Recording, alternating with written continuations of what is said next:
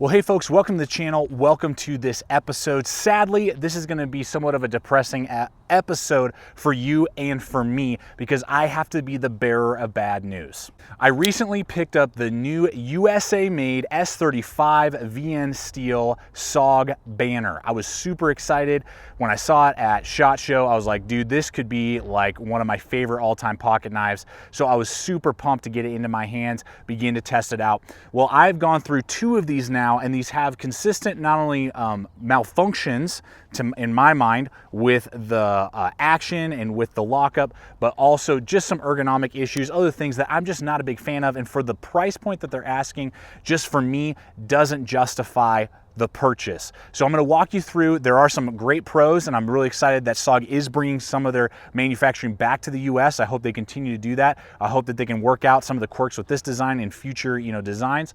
But I'm going to walk you through the Sog Banner pros and cons and show you why I am not waving the banner for this pocket knife. Well, folks, let's go ahead and jump right on into it. Now, the overall design to me is very reminiscent of one of my favorite blades of all time and one of my favorite Sog knives of all time, the Sog Aegis. And that's really what I felt like when I saw the banner. I was like, dude, that's basically just, they took the Aegis, kind of what makes it go, and just kind of tweaked, some of the blade profile a little bit, made aluminum handle scales, and just did a little tweaking here and there, and then upgraded the materials. I was like, rock on, that sounds awesome. But that's not what's really going on here. So in itself, the Aegis is actually, aside from just the steel quality, a better knife in my mind. This is AUS-8. Again, this is S35 VN. We'll jump right into that. Great steel choice. It's one of my favorite steels on the market right now, and is a phenomenal steel because it's not only rust resistant, it's extremely wear resistant, and when I do damage it, I get a burr in it, I get a nick in it, whatever, I can get a wicked edge back on it with minimal resharpening time, which is great. A lot of these super steels out there, yeah, they'll hold an edge forever, but when it's time for you to resharpen it, buckle up. You may take an hour or two trying to get an edge back on the knife. That is not the case with S35 VN, and that's why I love it. When I saw that that was the choice that they went with, I was like, dude, that's awesome. I mean, that's what I want. That's what I want, not, a higher end pocket knife. So again, it's just great to see all this. But with that, we'll go ahead and I'll hit some of the positive here on the front end first. Just the blade shape itself, 3.45 inches, I believe, overall. It's basically a full flat grind. It has a little bit of a clip here, but other than that, I mean, it's basically a full flat grind. Very slight recurve, huge belly, nice precise tip. And just, it would be a great slicer. I mean, in every way, it's everything that you would expect. It wouldn't be the super strong tip that you may want in like a tactical folder. I think you could definitely use it in that role if you wanted to. You just couldn't do a lot of prying on it. So the blade itself, and again, blacked out, black on black, I mean, just sick, super sick profile, and everything I look for in my pocket knife. So the blade shape itself and the steel and everything that you would expect out of the blade, it is everything that you would want. But let's go ahead and start looking at the big major flaw right out of the gate that I have, and it has to do with the lockup, and we'll talk about that as we walk through here. First off, I'll just hit the centering. The centering is decent. It's slightly cocked to the side, not a huge deal. It's not wearing. I've opened it a ton and closed it a ton of times. It's not like floating one side or the other, but it's not quite dead center. It's just off slightly. Not a huge deal, but something to note. Then we got dual thumb studs here on either side that are nice and pronounced above the handle scales, so it's very easy for you to engage. And then, as we know from Sog, super strong, quick deployment with that open assisted feature. That spring in there is real nice and fast, very easy for you to deploy. It almost jerks the knife slightly, so you're opening it with authority.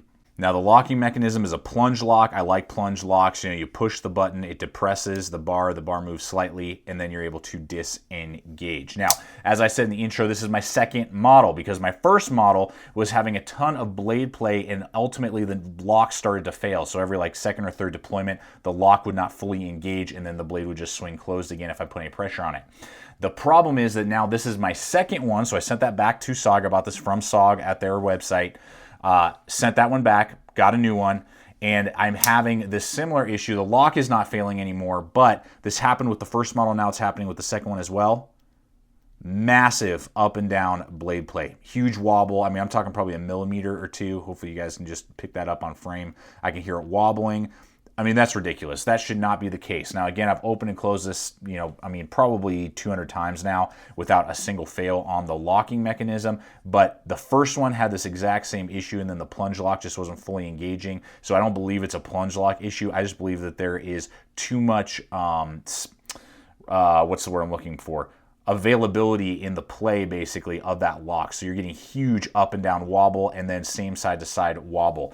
Just to show you some perspective, Sog always has a little bit of play side to side, even this Aegis does, but it's rock solid up and down. I mean, there's no up and down play whatsoever on the Aegis, and then again, we're seeing huge. So I mean, that's uncalled for. So that to me is just an instant not worth my time, not worth my money when I see that happening in two versions of this design. Now let's go on to handle ergonomics and the handle itself. As I said, it's an aluminum body with steel liners in there, but it still comes in at under 5 ounces. I believe it's 4.6 ounces overall for a 3.5-inch blade, basically. And the handle itself, I believe, is 4.5, 4.6 on the overall handle length. So good amount of real estate, and it's solid, feels good in the hand, and for the size, it's definitely a good weight class.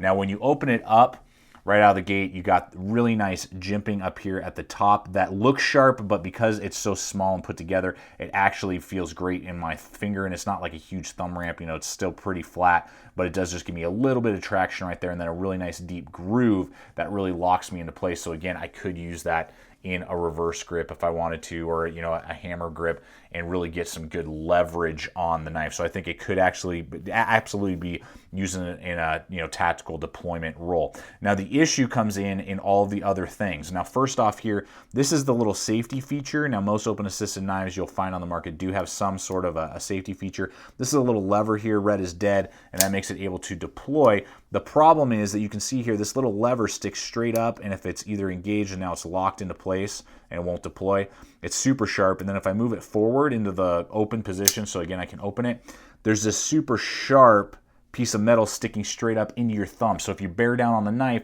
you have this very thin, very sharp angled piece of steel digging into your thumb. I don't like it there. I think it's a poor location, and how they designed it makes it very uncomfortable. And if everything else about the knife was great, I would have actually taken some sandpaper and tried to file that down, almost completely gone, and then just drop a piece of super glue in there so it wouldn't move. That's what I would have done, because it's obnoxious. And so just bad thinking on that angle. Then down here we have the back of the spine sticking out past the handle. You don't have that with most other knives. Even on this Aegis, it's very close, but the handle completely covers it up, so it's not sticking out and it's not weird or abrupt, but it is weird and abrupt, and you can feel it when you're locked in and you're bearing down up here. Now it's rounded, so it's not horrible, but again, it's just, in my mind, just not an attention to detail that I would expect from a knife in the price range that we're about to discuss here in a moment. So, that's just another airball in my mind. Then finally, as we go along here, and I wear large size gloves, and I know you guys love it.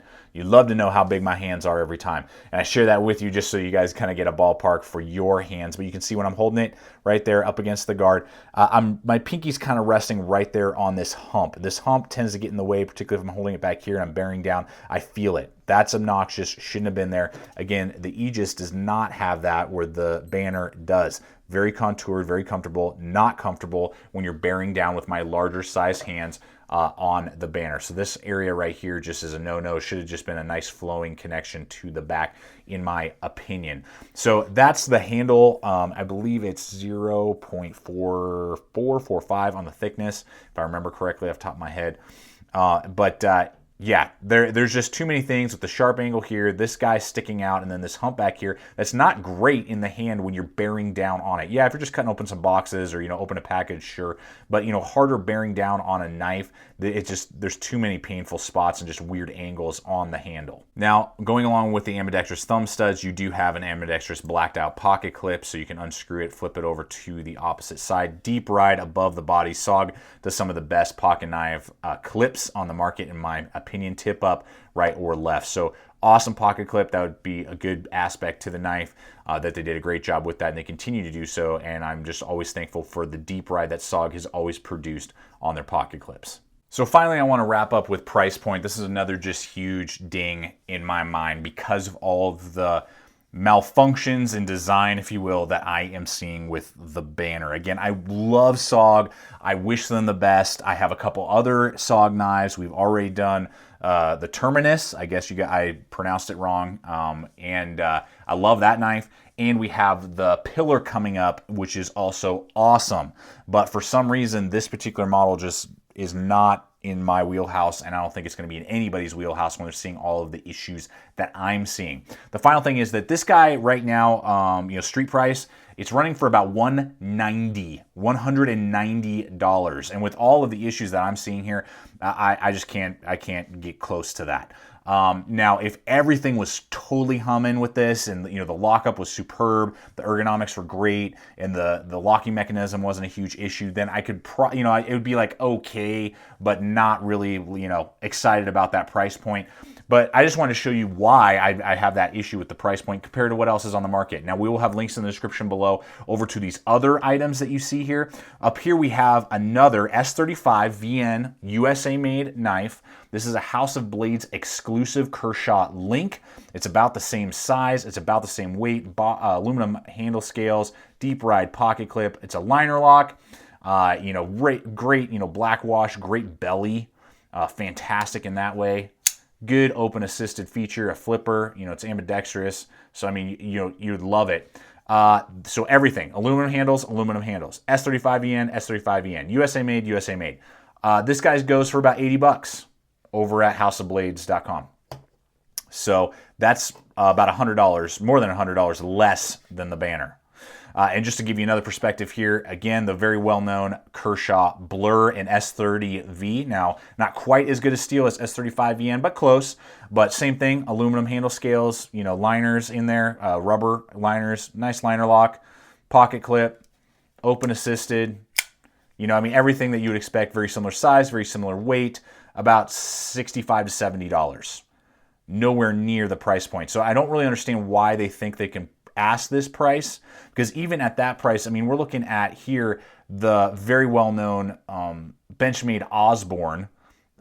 This is the 940-2. This is the newer version with the G10 and the pillars through here. But you can even look here at the 943 aluminum handles, S30V steel, but this has the axis lock. This one's going to go for about the same price, $180.